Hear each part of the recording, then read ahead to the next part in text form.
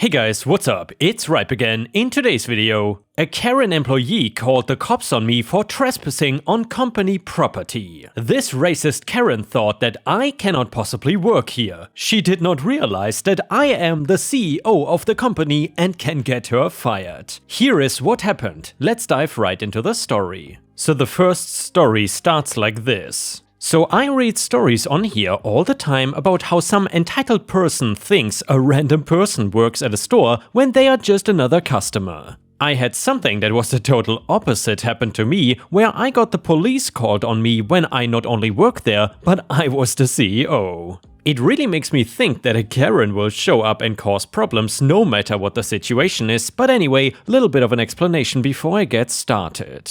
I am the CEO of a company and I decided with the board that we needed people working during the night to improve productivity. Now, it's not one building and instead a couple of them, but mainly at night it would be a warehouse that is in use. Also important for later in the story, I am black and like most humans don't walk around wearing a three-piece suit like CEOs do in the movies and on TV. However, it being a decent-sized company, I don't know every employee personally and I don't expect everybody to know me either. Especially since we just did a big hiring of people that were now going to be working night shifts. One of these employees I will name Karen, and her job was something of an overseer of production. Again, this story is not really about the business and I don't want to make it last all day. It being new, I wanted to check by one night after a couple of weeks and make sure everything was running smoothly. I don't want workers thinking that I am breathing down their necks though, so I tried to subtly get in and out without making a big fuss. I trust the people that we hire 100%, I just like to make sure to stop any problems before they start. I am walking from one building to another on the property when I hear a voice ring out. Keep in mind, at this point I did not know who Karen was really, but when I saw her vest I knew she was one of my employees and her role. Also, I was listening to music and apparently did not hear the first few times she shouted from a distance until this one. Karen, stop right there! Me? I'm sorry, what? Karen, this is private property and you are trespassing. I already have somebody calling the cops, so you better get out of here fast. Me? I'm sorry for the misunderstanding. I am OP, which by the way is part of the name of the actual company. Karen, I don't care what your name is, you are not allowed to be on this property. I then said, I am the CEO of the company. I was just walking by to make sure that things were running smoothly with the new overnight shift. I did not mean to come off as an intruder, but I should get into the warehouse and check things for myself. Keep in mind, I was not mad at this point. I felt bad that I accidentally scared somebody, but at this point I made it clear who I was and that should have been enough for Karen. That was when her true colors seemed to really come out. Karen, you expect me to believe that crap? You are out here in crappy looking clothing. Besides, do you really think the head of the company would be a black guy? We are selling high-end products here, not ghetto trash knockoffs. She storms towards me and starts swinging at me with a baseball bat that I did not even notice she had. She made contact a few times. My own employee was racist and attacked me, so I was not gonna hold back any longer. The nice businessman was gone and in his place was a seriously angry guy. Me? How dare you? You get this job and don't bother to take 2 seconds to do a little research on it. This is when the police come in and Karen starts screeching how she is being attacked by some thug that is trying to break into the warehouse and steal things. She even claims I have a knife, which I don't actually have, but it's enough for the police to jump into action and handcuff me. I try telling them how I am the CEO, but Karen will not shut up and keep saying that I'm a liar and she personally knows the CEO, so I cannot be him. The one thing I managed to get out of my mouth that they listen to is to go and get the person in charge for the night.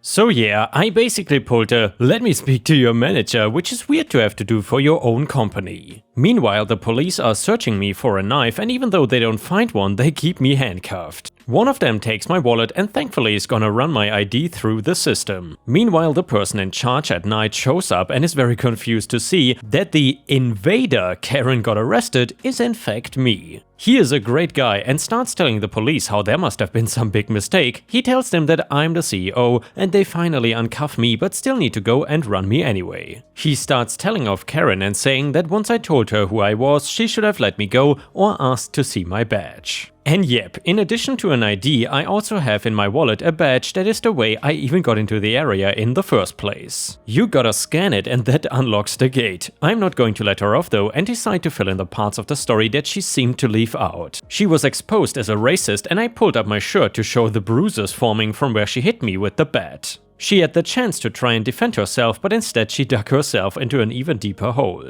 Karen, of course I swung the bat. His kind are always running around and doing crime. I was not gonna just stand there and let it happen. If a guy like him is going to own a company, he should make it clear to the employees that he is black so we can choose if we want to work for somebody like that.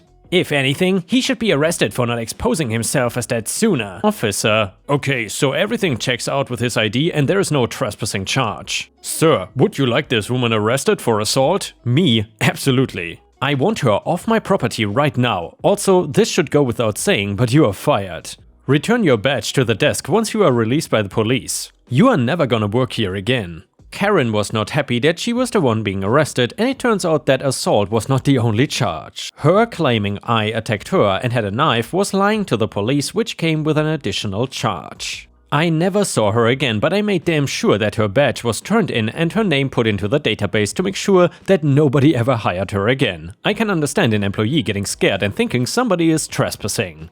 However, what I draw the line at is being racist towards me, thinking I cannot be the CEO because I'm black and then attacking me with a bat. A simple conversation should have stopped any escalation, but the more she spoke, the worse it got. And yeah, Ripe Stars, I gotta say, that situation went from 0 to 180 or even 360 very quickly. If you have ever dealt with any Karens at work, whether it is customers or co-workers, please let us know in the comments because I would love to hear your story. Either way, if you enjoyed the first story, please don't forget to like the video because that would help me tremendously. Either way, let's continue to the next one. This one is titled, HOA Karen incinerated my beehive with a torch and left behind thousands of dead bees. I will admit right off the bat that I can understand my hobby being very weird to some people. Now, I keep bees in my backyard because where I live they are slowly dying out like the rest of the world and I want to do something about it. I did plenty of research and looked up different laws and got permits and everything I needed before I started. I want to make that clear so everyone reading this knows that I was doing everything not only legit but smart. Anyway, I had a couple of what I call beehives in my backyard. I know some people call them bee houses, so either one I guess works for your mental image. It gives them a place to live safely so they can go around and do their thing without setting up a hive too close to a property and then end up getting exterminated. Now, the HOA in general was not happy about me doing this, but there was nothing against the rules, so they could not actually stop me from doing it. For the most part, they just sat silently, showed their disapproval, and maybe once in a while tried to give me a BS fine that I would never pay anyway. One member of the HOA though was this neighbor that was a total Karen from the haircut to the attitude. She absolutely hated that I kept bees in my backyard and constantly threatened that the HOA was somehow gonna get a policy through and make me get rid of them. I would always brush her off and go into my house or even better my backyard of bees. Her reasoning was always for safety purposes, but honestly, it's safer than you think. And yes, I use the correct equipment when I go near them, just in case, but for the most part honeybees are harmless creatures that we need to protect the planet. I could go on a whole rant about why they are important, but that is not what you came to read about, although I encourage looking it up later. One other thing that I want to make clear is that I did not actually profit off of my bees, so she could not even try to get me for doing something like selling without a permit or having a business without a license. I kept some fresh honey for myself, but mostly I just gave it away. It was about the bees for me and not any kind of scheme. You can imagine that bees are not really something that needs 24/7 supervision, since they are wild animals after all and can be left alone for the most part. That was one of the main reasons that at first I did not even know what happened. I went out one day to just find a ton of dead bees on the lawn. The more I looked, the more I found, until I got to the hives and saw that they were burnt like somebody set fire to them. I would guess between the bees that are normally there and the ones that come and go, there might have been thousands of dead bee bodies on my lawn, thousands of dead creatures that are just trying to help save the planet. I had to know what was going on, so I went to what I called my bee camera. I like to have a camera so I could watch the bees sometimes without them seeing or reacting to me. From this though, I could see that neighbor came into my backyard with some kind of blowtorch and just went full-blown pyro on the hives. The only good thing from the video was that since they sensed danger, she did end up getting a few stings from the bees too. Still, I never thought that someone would go this far to destroy everything. I know that she got stung, but for me, this was just not enough and I knew that I needed to do something for some really good revenge. As much as I wanted to get new hives and start over, it was just time and money I didn't have at the moment, plus the fear of neighbor doing the entire thing again. I did not want more bees dying because of me, so that idea got put off. Instead, I thought about the more natural way bees tend to be inclined to hang out, and that was gonna be my revenge. The first step in my evil master revenge. It was planting milkweed. I know it does not sound very exciting, but bees are attracted to this kind of stuff like crazy, and I made sure to plant some on the property line and maybe even a little bit over onto the neighbor's property. Then I hooked up one of my sprinklers to a large fish tank that I filled with sugar water. It sprayed all over the side of my yard and of course near her lawn as well. But to her, it probably just looked like water, so there was no reason she would throw a fit. She was too busy gloating anyway about how my bees were gone. It took a few days, but soon the bees started to come again and swarm all over the side of my yard and neighbor's property. She was furious and I will say not a complete idiot, so she realized what was attracting them only after a little while. The best part of this revenge was not even that she would get confused or never know it was me behind the whole thing. That is not how I like to dish out my revenge. I wanted her to know it was me and for her to be able to do nothing about it at all. I have not mentioned about the rest of the neighborhood in this entire situation, and I think it's time I do. They knew my bees were all dead and some of them were actually sad about it because they like the free honey. I never told anyone directly though that she was the one that killed them, only that I found them all dead on my lawn and their hives were burned. Neighbor was going around like it was an accident that was a blessing for everyone because it got rid of the bees. I did not want her pegged as the lady that was taking a blowtorch and killing the bees because now, if she killed the bees in her yard, everyone would put two and two together. They were only there during the day, so she couldn't do anything except for dealing with the bees using her property the way intended. She could not do the same thing again because it was broad daylight when bees are out and the neighbors seeing her with a blowtorch would ruin how she wants to be seen. She also could not call an exterminator because they did not have a hive on her house, so they were just free to roam. I might consider rebuilding one day, but if I do, I have to make sure that it will be safe for the bees. The revenge was more for them than it was for me. I was just the one that really got to enjoy taking my neighbor down a few pegs. Good luck to her trying to somehow use her HOA power to ban wild bees from the neighborhood. Maybe I will go to a meeting though and raise the question of neighbors having access to certain dangerous tools that might be too unsafe for the area, like blowtorches. The next one is titled "That Dang Fence Again." Growing up in the south, fences never last too long. The constant barrage of torrential downpours, drought, excessive humidity, hurricanes and just overall conditions, you are extremely lucky if the fences last 6 to 10 years. That being said, my family always kept good relationships with the neighbors, and when it came time to replace the fence, each side usually went 50-50 with the cost. My dad was young, our shared fence neighbors were elderly, so my dad would typically do the labor for free, with my help. And our fence lines were long. One side alone was 75 to 125 feet, we had roughly 300 feet of total fence line for our backyard. On the side of the garage, there is typically a pathway about 4 to 5 feet wide with a wooden gate for access into the backyard. Many years ago, during a rebuild, one of the neighbors had told my dad to not worry about the side area, just build the fence from our house directly to the front corner of his garage and from behind the garage to the back wall. He thought we all could save time and money by using less fencing because he never used the side walkway, more area for our dog, larger background for us kids to play in, etc.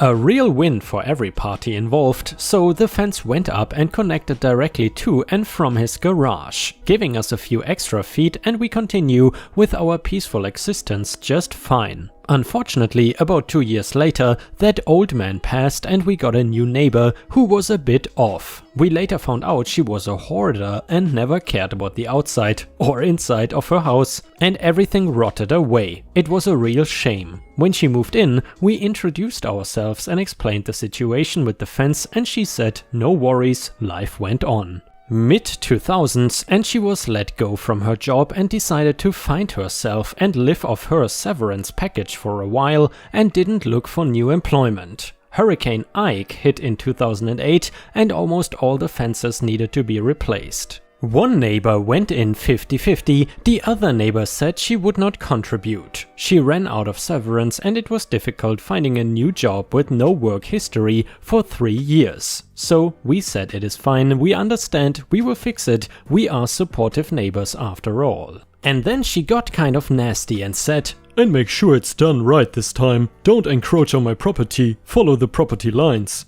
Well, okay. So when we rebuilt the fence, we built it on our property line, like it should have been, but now there was a 4 to 5 foot gap where a gate should have gone, that is on her property, in other words, her responsibility, which we told her she will need to take care of it. Oh, and I guess she forgot, because the next time she let her poop pup outside, it ran away out of the missing gateway.